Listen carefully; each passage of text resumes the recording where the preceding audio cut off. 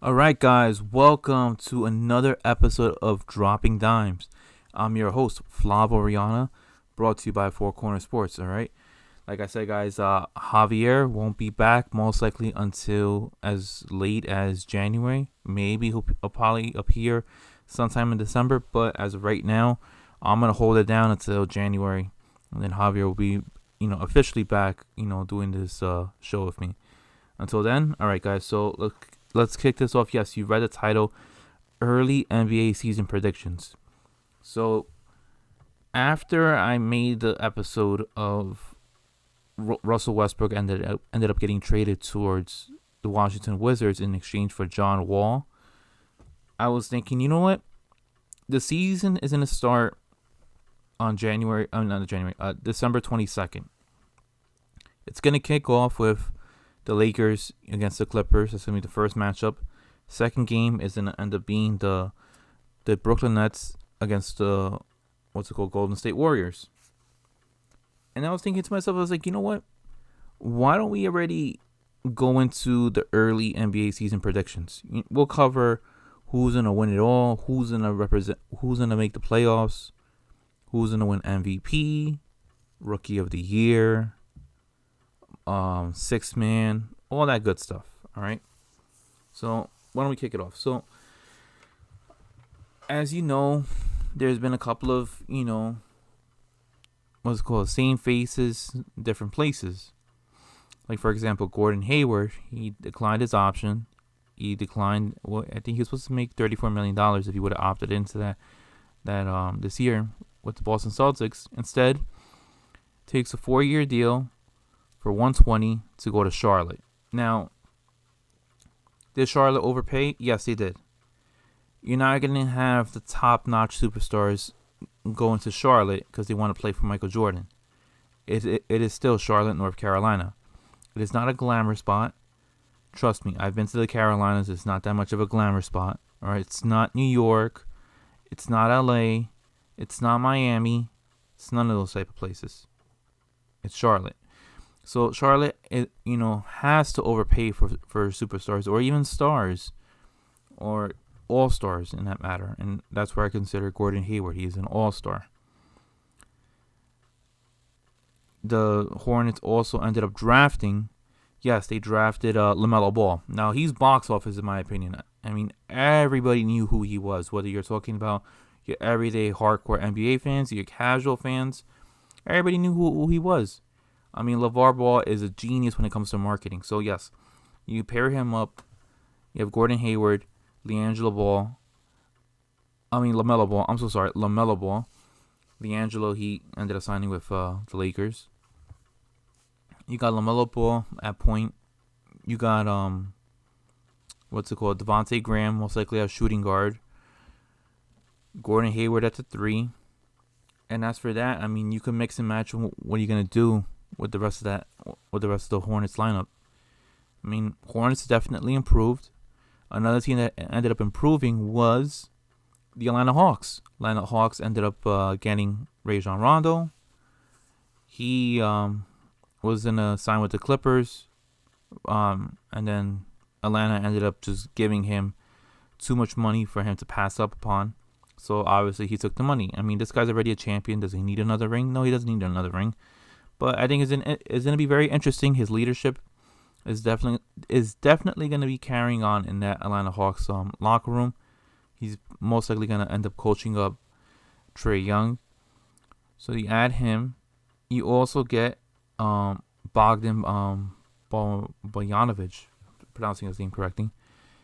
He originally was supposed to go on a sign and trade towards Milwaukee. Didn't want to do that sign and trade. Caused a little bit of controversy. Milwaukee lost out on a really good shooter.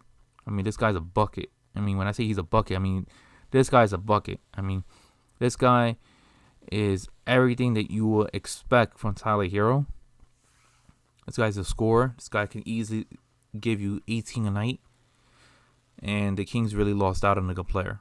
But the Kings were cheap about it. They didn't want to pay the guy. Definitely deserves to be paid. So, signs with Atlanta. You also have Danilo Gallinari, who also signs with Atlanta. So you got two shooters. You got an excellent guy to have on your bench in Rajon Rondo who can coach up the young guys. You still got Trae Young. You still got John Collins. I mean, I really like the direction that the Atlanta Hawks are going. Obviously, if you heard from yesterday's show, you had Russell Westbrook getting traded towards the Wizards in exchange for John Wall. Still feel that the Wizards won that trade. John Wall has more. I mean, Russell Westbrook has more of an upside compared to John Wall, especially with the fact that John Wall hasn't played in the last 2 years because he has a torn Achilles, and that's nothing to play with. I mean, John Wall's whole game is just made around speed. It's made around speed. It's made around his athleticism. It's definitely going to be diminished with him having a torn Achilles. I feel like it's a huge question mark how the pairing of James Harden and John Wall end up happening, because both those guys need the ball. They need to have the ball. They both need to dribble the ball to do anything with it. James Harden has more ability, has more tools. I mean, he could be a spot up shooter, but I mean, he's not gonna do that. I mean, he sees what he's able to do, after being coached up by Mike D'Antoni. So he's gonna be most likely a primary ball handler. Russell Westbrook, on the other hand, he's fortunate because Bradley Beal doesn't need the ball. Bradley Beal can stand in the corner and knock down threes all day. Russell Westbrook should have at least 10 assists tonight playing for the Wizards. I think Wizards are going to be relevant. As for the Rockets, I don't know. I mean, Rockets now, they're going to most likely be a playoff team, but they might be on the lower end tier. All right, but let's get to the fact of who's going to make the playoffs out of each conference. So we'll start off with the East. Obviously, you have now the return of KD and Kyrie. You have Giannis still in Milwaukee. The Heat just finished coming out of the NBA Finals. Boston lost Gordon Hayward, but they're still a pretty good. They're still a pretty good team.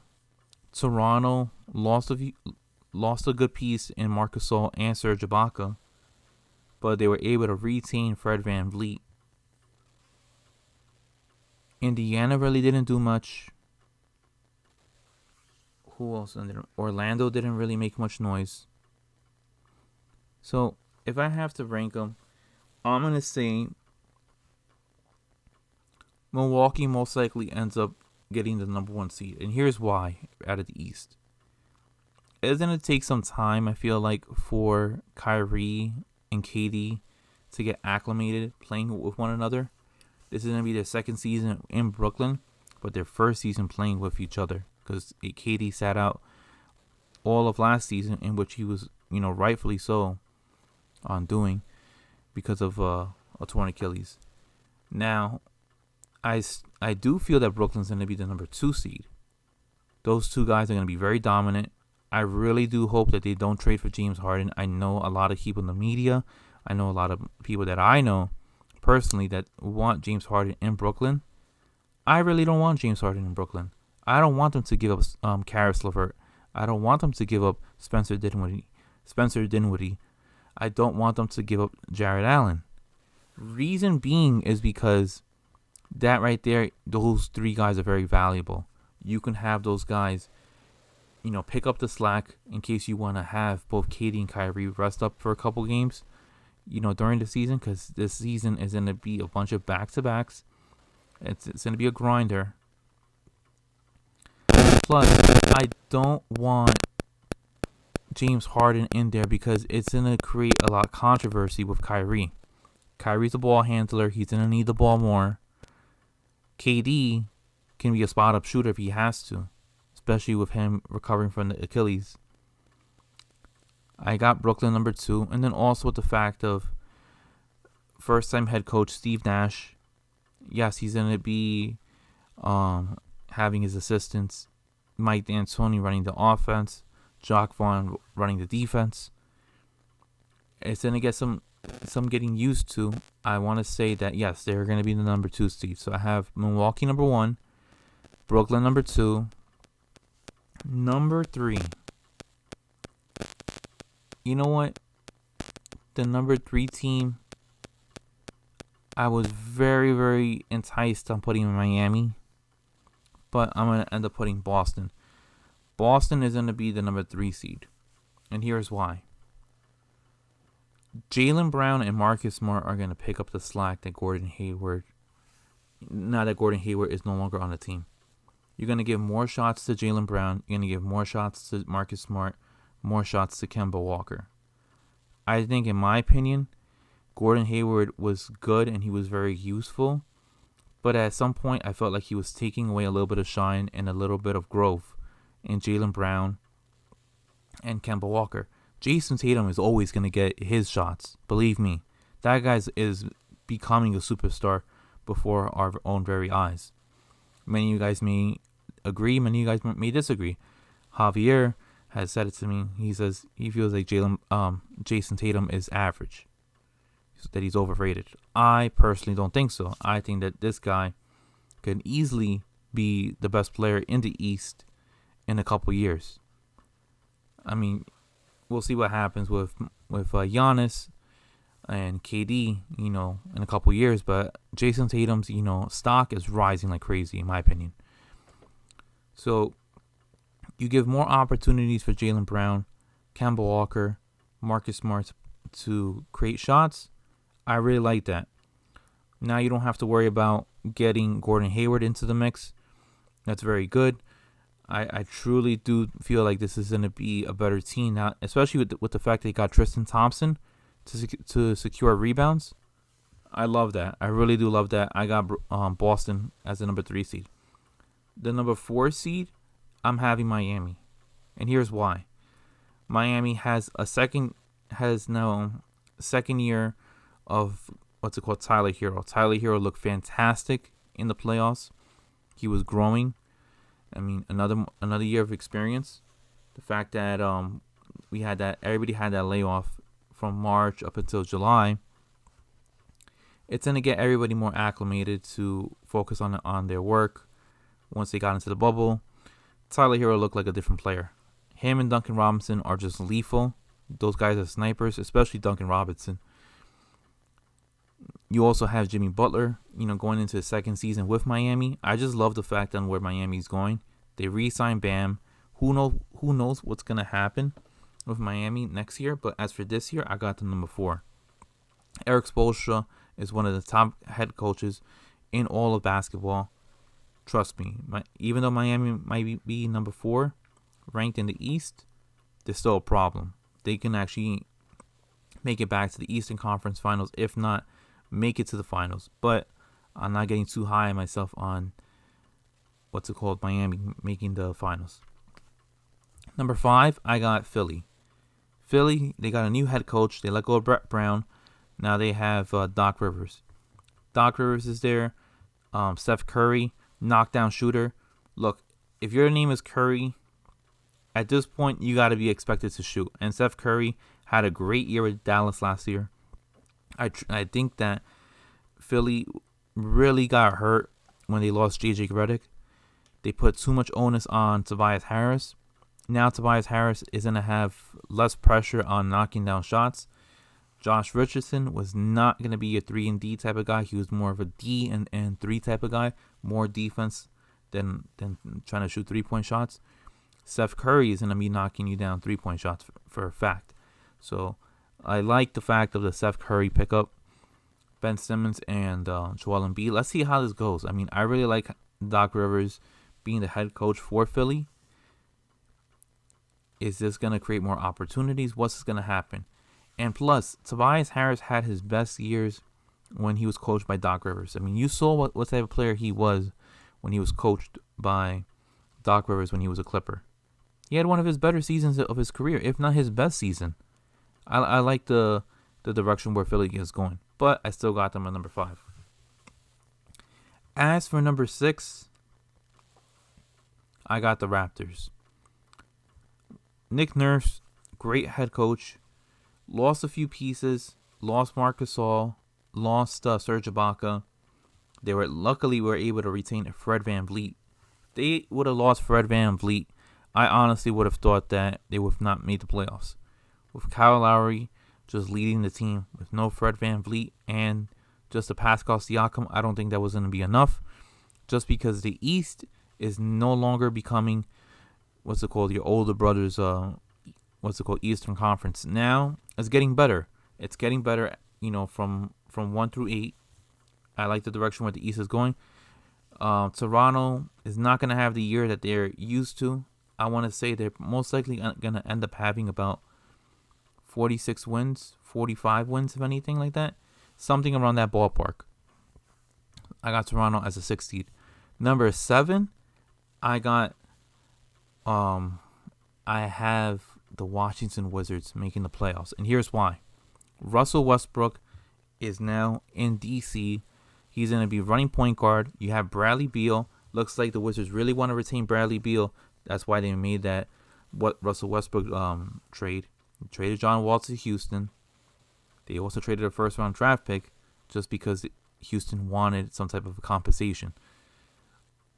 I believe that Russell Westbrook and Bradley Beal are going to light it up in DC. They're going to have a tough time just because they're a little bit handicapped because it's really just them and Davis Bertans, going to be scoring for them. But I have faith in Russell Westbrook, especially in the East, on making the playoffs. Whether or not they go far in the playoffs, I doubt it. But at least for this year, especially with Scotty Brooks being the head coach of the Wizards, I like the direction of the Wizards. Wizards finally make the playoffs after a long absence. And for the 8th seed, the 8th seed, the Orlando Magic do not make the playoffs. I got the Indiana Pacers making the 8th seed. And here's why. Indiana, they lost out big time by not getting Gordon Hayward. You have Malcolm Brogdon. You have Victor Oladipo. You have... I forgot the guy's name. It's pretty bad. The guy that ended up having a beef with Jimmy Butler, that ended up getting... He was with the Suns and ends up getting traded for a player to be determined. I know the Suns ended up messing up really bad. Hold on, I gotta get this guy's name. Give me 1 second. He was lighting it up in the bubble. Yeah, he was lighting it up. What's his name? Give me 1 second, guys.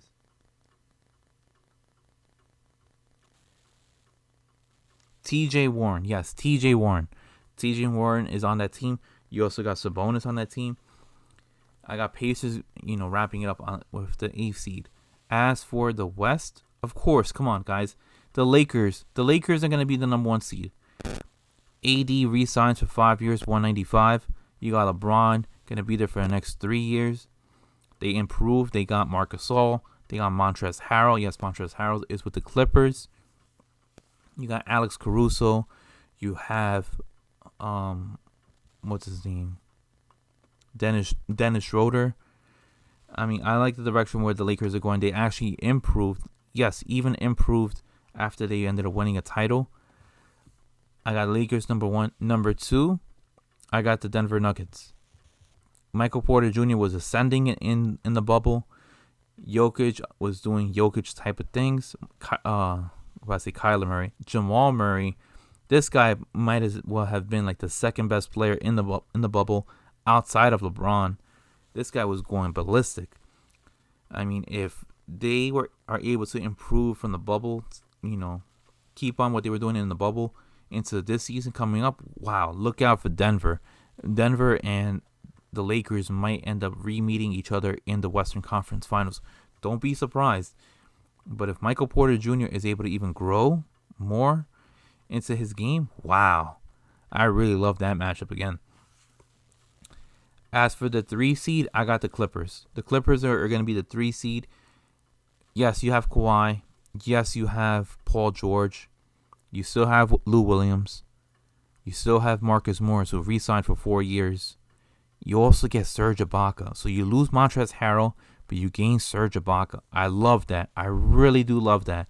You have a guy that can extend the space out the floor. He can knock down threes. He'll block shots for you. He's a rim protector.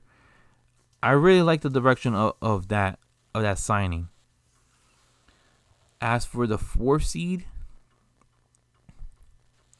I'm going to go with the Jazz. They didn't have Bojan Bogdanovic in there because he opted out because of the of COVID-19.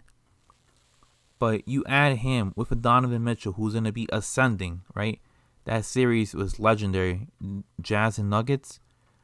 The Jazz should have easily won that series. They blew a 3-1 lead. But what's it called? Donovan Mitchell really did his thing. He really did his thing in that series, which is unfortunate. Mike Conley really didn't show up in that series until the very end. No Bojan Bogdanovic. Rudy Gobert can't be your second leading scorer. But now you bring all those pieces back together, and you have an improved Donovan. Yes, an improved Donovan Mitchell. I really like this team. They're going to be the 4th seed. The 5th seed is going to be the Dallas Mavericks. You know, another year of Luka. I mean, Luka was playing like MVP type of basketball. This season that was happening, especially in the bubble. You can't forget that shot that he did over Marcus Morris. You can't forget that shot he did in that bubble. That buzzer beater, that rainbow shot, unbelievable. Unbelievable. I got Mavericks as the 5th seed. As the 6th seed, I got the Phoenix Suns. They got CP3. You have Devin Booker, DeAndre Ayton. CP3 is going to really make that team grow. DeAndre Ayton is going to benefit the most out of anybody on that team. Devin Booker is going to get his shot no matter what. But DeAndre Ayton, this guy's going to look like a totally different player. Don't be surprised if this guy excels, all right, and he makes an all-star team sometime in the near future. He has that potential, guys. He really has that potential. As for the 7th seed, I got the New Orleans Pelicans. The New Orleans Pelicans are going to make the 7th seed. And here's why. Zion Williamson, he should be healthy. He should have, during this offseason, able to regroup, able to show that why he's going to be able to improve. He needs to make sure that his nutrition is on point. This guy's going to be explosive. Brandon Ingram, I really do believe, me and Javier really do believe that he needed to get out of LA. He needed to get out of LA, and you saw what he was able to do. Josh Hart, a D&3 type of person. Lonzo Ball at the mix. I like the fact that David Griffin is controlling player personnel. He is the GM over there. They ended up trading for Steven Adams. I love that pickup. Steven Adams in New Orleans. Wow. Wait for that pick and roll to happen. This guy's going to set screens. He's going to knock people out with those screens. Like the Pelicans at 7. And then lastly, for the 8th seed. The 8th seed, once again, it's going to be... I got the Portland Trail Blazers coming off as the 8th seed. Dame Lillard, CJ McCollum, one of the better... I'm sorry. Oh, I'm missing the Warriors. I can't even put in the Blazers. I completely forgot about the Warriors. So I'm gonna flip flop it. I'm gonna bring it down actually. I'm gonna have the Pelicans as the 8th seed. I'm gonna have the Suns as the 7th seed. And as the 6th seed, I'm gonna have the Warriors. I'm gonna have the Warriors as the 6th seed. They lost out on Klay Thompson. Once again, he's out for another year. He tore his ACL. I believe it was because he was playing pickup basketball, if I'm not mistaken. Steph Curry's at the helm. You have James Wiseman as their new rookie center. Draymond is still there. You have Andrew Wiggins there. You got Kelly Oubre there. I got him as a 6th seed. If Klay Thompson was there, I would easily have them as the number 2 seed. But no Klay Thompson, I got them as number 6. That's fine. But what really matters is what's going to go down in the playoffs. In the playoffs, they're going to be dangerous. They're going to be a tough out. I don't know who's going to be able to take them out. I don't have them going to the finals. No Klay Thompson, no finals. All right, and I'm not going to break down each matchup, but the teams that I predict that are gonna make it to the Eastern Western Conference Finals, I got the Brooklyn Nets, and I feel like Milwaukee's always gonna screw it up, even though they ended up making a trade for Drew Holiday, and they sent Eric Gordon and no, not Eric Gordon. What's it called? Eric Bledsoe to to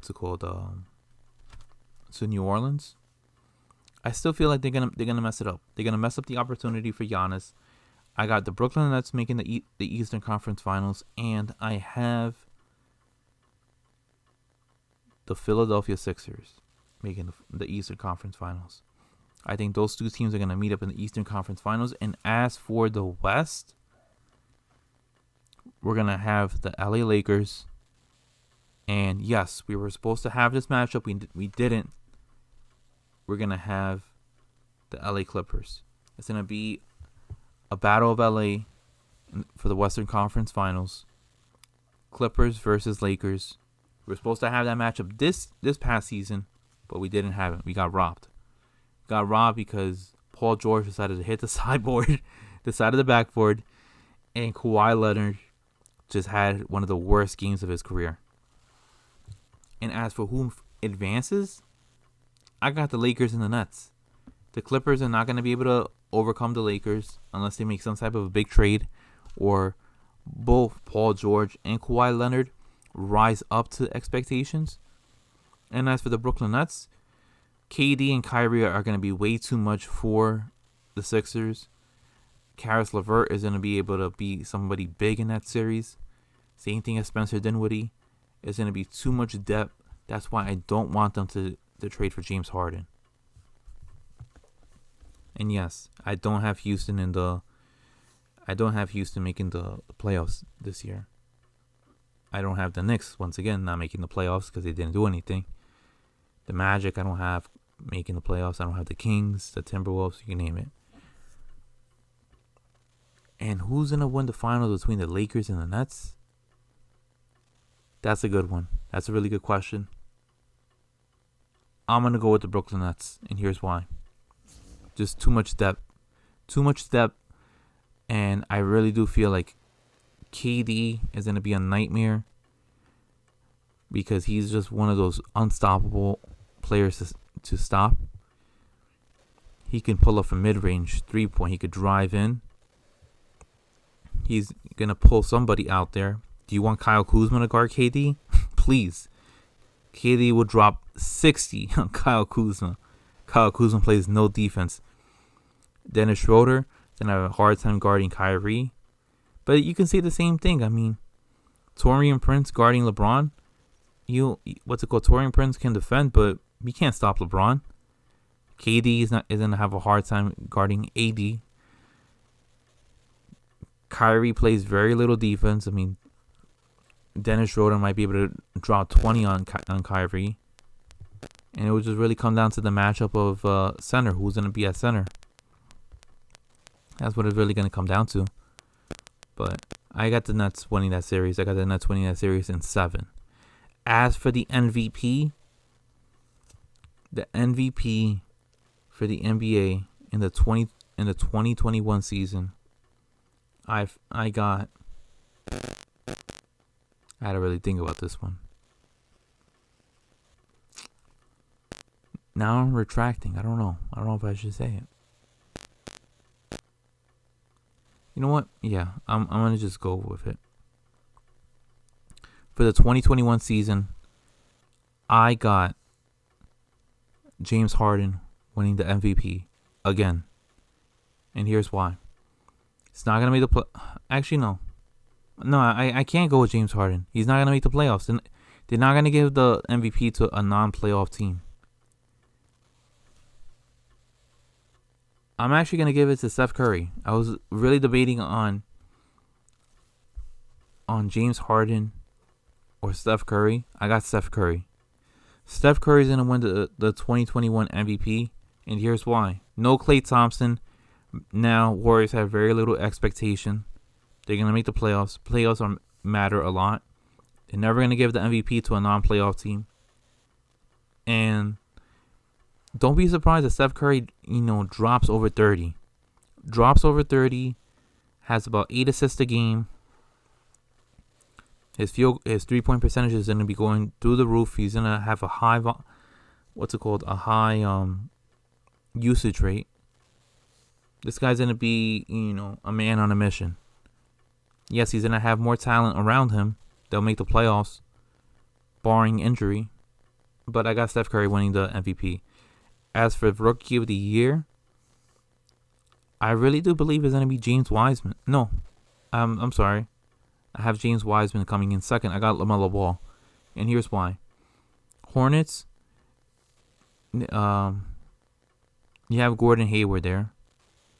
You got Terry Rozier, who's most likely going to be coming off the bench. And you got Devontae Graham. Those 4 guys right there that I mentioned are going to be really your 4 leading scorers for the Charlotte Hornets. LaMelo Ball is going to be able to do his thing. He's going to be able to shine. He's going to be able to pass the ball, do flashy passes. He's going to be able to run Charlotte the way that he wants to. He's going to be able to control Buzz City as for how he wants it to be.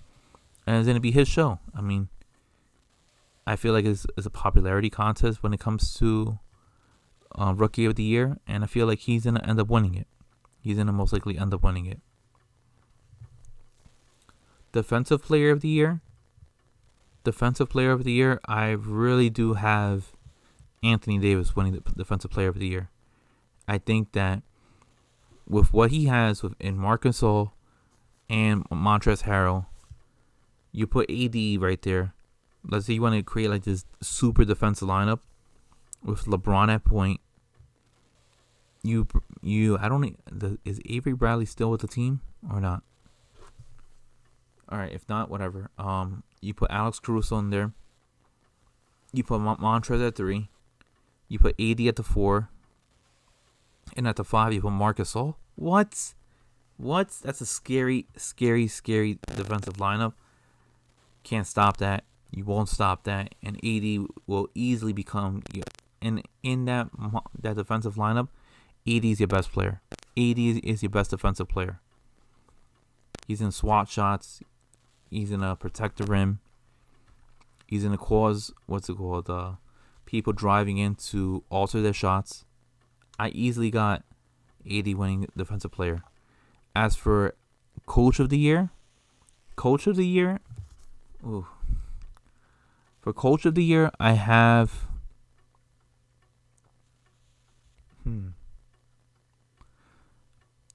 Coach of the Year, I got Mike Malone.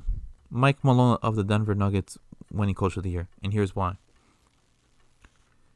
Now, he's going to have to expect to exceed expectations, and I think he will. I think they're gonna be leading the league in scoring. They run up and down the court. They're going to lead the team in scoring. They're going to get a lot of big, crucial wins. And he's a fantastic coach. I don't see Steve Nash winning Coach of the Year. I definitely don't see that they're going to give it towards the guy in LA. Forgot his name. Wow, he won a he won a title and I already forgot his name.